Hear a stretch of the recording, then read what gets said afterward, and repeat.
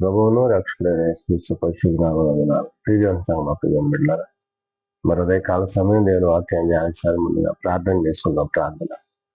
కృపగల తండ్రి, దయగలమైన సేన బంగారు భాగాలకు లెక్కలు తెలుసుకోవడంలో ఎదించిన రాత్రి అంతా లెక్కల శాతం కాచి కాపాడి సంరక్షించిందా.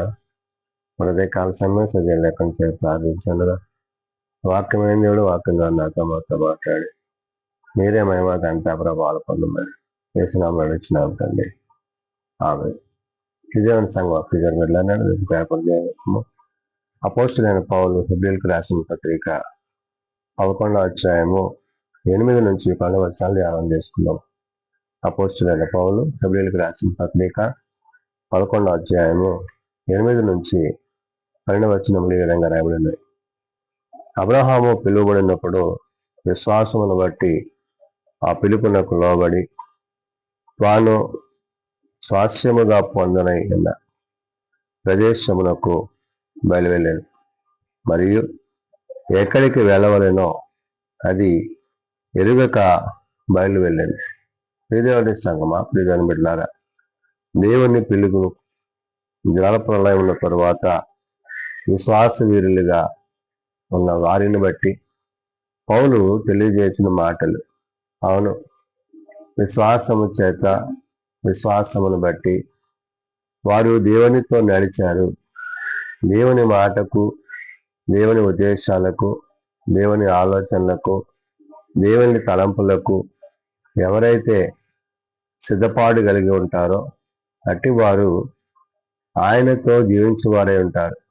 కాబట్టి ఇక్కడ అబ్రహాము పిలువబడినప్పుడు విశ్వాసమును బట్టి ఆ పిలుపునకు లోబడి అంటున్నాడు. అంటే దేవుడు అబ్రహాముని పిలిచినప్పుడు తన తండ్రి కుటుంబాన్ని విడిచి తాను ఏ విధంగా అయితే ప్రభువుని వెంబడించి తండ్రితో, కుమారునితో, పరిశుద్ధాత్మతో తాను జీవించడానికి ముందుకొచ్చాడో ఆ విధానాన్ని మరి విశ్వాస విషయంలో దేవుడు జల ప్రళయం తరువాత, అంటే జల ప్రళయానికి ముందు కొందరు, జల ప్రళయం తర్వాత మరి కొందరు మరి విశ్వాసంలో దేవునితో నడిచిన వారై ఉన్నారు. కాబట్టి అబ్రహాము పిలువబడినప్పుడు విశ్వాసమును బట్టి ఆ పిలుపునకు లోబడి అంటాడు. అంటే దేవుని పిలుపునకు లోబడిన అబ్రహాము తాను స్వాస్యముగా పొందనయ్యున్న ప్రదేశమునకు అన్నాడు. దేవుడు తనకి ఇవ్వబోవు దానిని గురించి, దేవుని చేత పొందబోవు దాని గురించి, తాను సిద్ధపరచుకోబోతున్నది ఏది అనేది దేవుడు తెలియజేస్తాడు. కాబట్టి దేవుని మీద ఆధారపడ్డవాడై ఉన్నాడు. కాబట్టి తాను స్వాస్థ్యముగా పొందనై ఉన్న ప్రదేశములకు బయలువెళ్ళను అంటున్నాడు. అంటే ఆయన మార్గాన్ని, ఆయన మాటను, ఆయన యొక్క ఉద్దేశాలను విన్నవాడిగా, విశ్వసించిన వాడిగా, తాను విశ్వాస జీవితంలో కొనసాగిన వాడిగా అబ్రహామును మనం ఇక్కడ చూడగలం. మరియు ఎక్కడికి వెళ్ళవలనో అది ఎరుగక బయలువెళ్ళింది అన్నాడు. అంటే దేవుడు తను పిలిచినప్పుడు ఆ పిలుపునకు లోబడిన వాడిగా తన ప్రయాణాన్ని సాగించాడు. తన ప్రయాణాన్ని సాగిస్తూ దేవుడు చూపించిన చోటికి తాను వెళ్ళవలెను. అంటే దేవుని మాట విన్నప్పుడు, ఆయన మనలను నడిపించిన మార్గానికి మనం నడిచినప్పుడు, ఆయన మనకు సహాయుడై ఉండి మనలను తన మాట చొప్పున, తన యొక్క ఉద్దేశాల చొప్పున ఆయన స్థిరపరచును. అటు రీతిగా అబ్రహాము పిలువబడినప్పుడు విశ్వాసమును బట్టి ఆ పిలుపునకు లోబడి తాను స్వాస్థ్యముగా పొందనై ఉన్న ఆ ప్రదేశానికి బయలువెళ్ళాడు. మరియు ఎక్కడికి వెళ్ళడంలో అది ఎరుగక బయలువెళ్ళిను. కాబట్టి తనకైతే తెలియదు, కానీ దేవుడు తన పట్ల ఒక ప్రణాళిక కలిగి ఉన్నాడనే విషయాన్ని పరిశుద్ధాత్మ దేవుడు ఇక్కడ భక్తులైన పౌలు ద్వారా చెప్తూ, విశ్వాసమును బట్టి అతడును అతనితో ఆ వాగ్దానమునకు సమాన వారసులైన ఇస్సాకు, యాకోబు అనువారును గుడారములలో నివసించుచు అన్యుల దేశములో ఉన్నట్లుగా వాగ్దాన దేశంలో పరవాసులేరి అంటారు. కాబట్టి ఇక్కడ దేవుని యొక్క వాగ్దానాన్ని, దేవుని యొక్క ఉద్దేశాన్ని, దేవుని యొక్క ఆలోచనను దేవుడు ఏదైతే ఇవ్వబోతున్నాడో దాని కొరకే తప్ప మరి ఏ ఇతరమైన ఉద్దేశాలను వారు కలిగి లేరు. అంటే హృదయమందును, ప్రవర్తన ఎందును, వారు దేవుని పట్ల ఎట్టివారై ఉన్నారో దానిని గూర్చి ఇక్కడ పరిశుద్ధాత్మ దేవుడు పౌలు ద్వారా చెప్తున్న మాట, ఆ వాగ్దానమునకు సమాన వారసులైన ఇస్సాకు యాకోబును వారు అంటే దేవుడు ఇచ్చిన వాగ్దానములో వారసత్వానికి దేవుడు ఏదైతే ఇవ్వబోతున్నాడో దానిని గురించి ఇక్కడ పౌలు చెప్తున్నాడు. దానిని పొందుకోవడానికి సమాన వారసులైన ఇస్సాకు యాకోబును వారును కూడా అంటాడు. అంటే ఏంటి? దేవుడు తన పిలుపులో మరి ఈ జలప్రలయం తరువాత విశ్వాస వీరులుగా మరి అబ్రహామును గురించి, ఇస్సాకును గురించి, యాకోబును వారి గురించి ఇవన్నీ కూడా దేవుని యొక్క మాటకు, దేవుని యొక్క ఉద్దేశానికి లోబడిన వారి యొక్క విశ్వాస జీవితాలుగా పౌలు ఇక్కడ ఆనాడు హెబ్రీ సంఘానికి, నేడు సార్వత్రిక సంఘానికి తెలియజేస్తున్నాడు.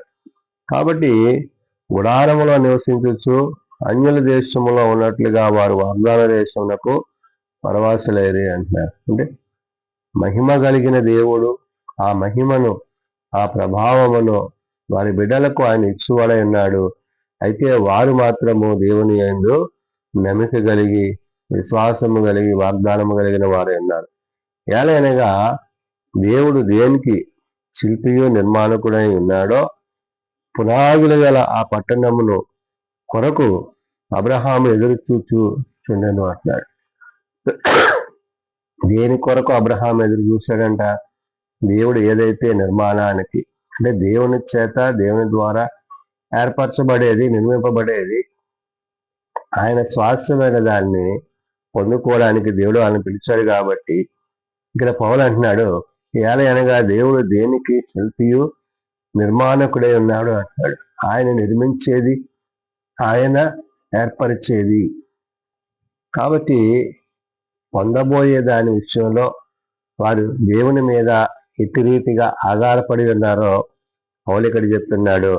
ఏలయనగా దేవుడు దేనికి శిల్పియు నిర్మాణకుడై ఉన్నాడో పునాదులు గల ఆ పట్టణము కొరకు అబ్రహాము ఎదురు చూచుచుండెను అంటున్నాడు. కాబట్టి నేడు మనము చేయవలసిన పని ఏంటంటే, దేవుడు తన స్వాస్యాన్ని, దేవుడు తన కనికర కృపలను, దేవుడు తాను వాగ్దానం చేసినట్లుగా ఆయన ఇవ్వబోయే దాని కొరకు మనం ఏం చేయాలా? కనిపెట్టాల. ఆనాడు ఎలాగైతే అబ్రహాము, ఇస్సాకు, యాకోబులు యెహోవా సన్నిధిలో కనిపెట్టి ప్రార్థించి వారు కలిగిన వాటి చేత దేవుని కనపరిచారో నేడు మనము కూడా అటు రీతిగా మన విశ్వాసాన్ని కొనసాగించువారై ఉండాలని పౌలు చెప్తున్నాడు. ఎలాగనగా దేవుడు దేనికి శిల్పి నిర్మాణకుడై ఉన్నాడో పునాదులు గల ఆ పట్టణానికి వారు ఏ విధంగా అయితే నడిపింపబడుతున్నారో అబ్రహాము ఎదురు చూచిన విధానాన్ని మనం ఇక్కడ గమనించగలం. అంత మాత్రమే కాదు, విశ్వాసమును బట్టి శారాయు వాగ్దానము చేసిన వాడు నమ్మదగిన వాడని ఎంచుకొనేను గనుక తాను వయస్సు గతించినదైనను గర్భము ధరించుటకు శక్తి పొందను. కాబట్టి మొదట శారా మరి అపహసించినప్పటికీ తరువాత దేవుని యందు, దేవుని మాటల యందు విశ్వాసము కలిగినదై అటు తరువాత తాను తన వయస్సును బట్టి మరి ఆలోచన కలిగినప్పటికీ దేవుడు వాగ్దానం చేశాడు కాబట్టి ఆ వాగ్దానాన్ని బట్టి ఆమె తన విశ్వాసంలో నిలబడింది, ఆ విశ్వాసాన్ని పొందుకుంది. అందుకనే విశ్వాసమును బట్టి శారా వాగ్దానము చేసిన వాడు నమ్మదగిన వాడని ఎంచుకొనేను అంటాడు. అంటే దేవుని పట్ల తన ఉద్దేశము, తన ఆలోచన తాను ఒప్పుకొని ఎరిగి ఆ వాగ్దానాన్ని కలిగినదే, నమ్మదగినదై మరి కనుక తాను వయస్సు గతించినదైనను గర్భము ధరించుటకు శక్తి పొందింది. కాబట్టి ఈ విధంగా తన విశ్వాసాన్ని కోల్పోకుండా, వయస్సును బట్టి కోల్పోకుండా, దేవుడిచ్చిన వాగ్దానాన్ని బట్టి నమ్మిక కలిగి తాను విశ్వాసంలో కొనసాగింది. అందుచేత మృతతుల్యుడైన ఆ యొకని నుండి సంఖ్యకు ఆకాశ నక్షత్రముల వలె సముద్ర తీరమందలి లెక్కింప శక్యము కాని ఇసుక వలెనో సంతానము కలిగని అంటున్నాడు. కాబట్టి అబ్రహామును బట్టి మరి శారాన్ని బట్టి దేవుడు ఏ విధంగా అయితే వాగ్దానం చేశాడో ఆయన చూపించిన ఆ యొక్క ఇసుక రేణువుల వలె, అంటే విస్తారమైన జనముగా మిమ్మల్ని చేయుదునని దేవుడు చేసిన వాగ్దానాన్ని బట్టి నమ్మికై బట్టి వారి ప్రభువునందు పరిశుద్ధాత్మ యందు తండ్రి యందు విశ్వాసం కలిగి ఉన్నారు. కాబట్టి నేడు బిడ్డల విషయంలో కనిపెట్టేవారైతే నేను, గర్భఫలాల విషయంలో ఎదురు చూచేవారైతే నేను, గర్భిణీలైతే నేను చేయవలసింది ఏంటంటే ఆయన నమ్మదగిన వాడు, ఆయన యందు విశ్వాసం ఉంచుట ద్వారా మనము పొందుకోబోయేది దేవునిదై ఉన్నదనే విషయాన్ని ఎరిగి ఆయన మార్గములందు, ఆయన ఉపదేశములందు, ఆయన ఆలోచనలందు మనం నిలిచిన వారమైతే అలనాడు దేవుడు ఏ విధంగా అయితే అవన్నీ నడిపించాడో నేడు మనలను కూడా ఆయన తన మాట చొప్పున స్థిరపరిచి బలపరిచి తన కృపయందు నడిపించిందని భక్తుడైన పౌలు ఆనాడు హెబ్రీ సంఘానికి నేడు సార్వత్రిక సంఘానికి తెలియజేసిన మాటలు ప్రార్థన చేసుకుందాం. ప్రేమ నమ్మకం కలిగిన మా తండ్రి, కృప కలిగిన దేవ, నిజమైన ఆయన నమ్మదగిన వాడవు, పిలిచిన వాడవు, నీ పిలుపునకు లోబడి ఆనాడు అబ్రహాము నాయన నిన్ను వెంబడించి తాను నిన్ను కలిగిన వాడే, పొందుకున్న వాడే, విశ్వాసములో కొనసాగిన వాడే అన్నాడు.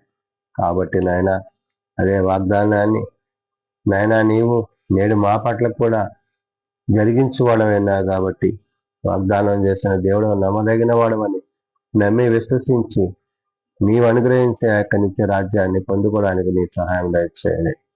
బలహీనలను బలపరచువాడు, రోగులను స్వస్థపరచువాడు, హాస్పిటల్స్ వద్ద ఇండ్ల వద్ద ఉన్న వారిని లేవనెత్తువాడు.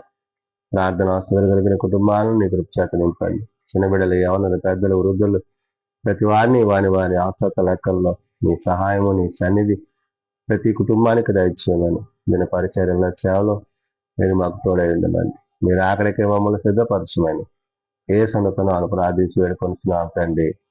ఆమేన్. పరలోకమందున్న మా తండ్రి, నీ నామం పరిశుద్ధపరచబడుగాక, నీ రాజ్యం వచ్చుగాక, నీ చిత్తం పరలోకమందు నెరవేర్చినట్లు భూమి మీద నెరవేరుగాక. మా అనేది నాన్న మాకు దయచేయము. వెళ్ళ ప్రార్థన చేసిన వారిని మేము క్షమించిన ప్రకారం మా ప్రార్థన క్షమించు. శోధనలో కాల్సిన తప్పించము. రాజ్యము, శక్తి, మహిమ నిరంతరము నీవే అన్నావు తండ్రి. ఆమేన్. తండ్రి, కుమార, పరిశుద్ధాత్మ త్రియేక దేవుని దీవెన సదాతుడేండి సంరక్షించను గాక. ఆమేన్.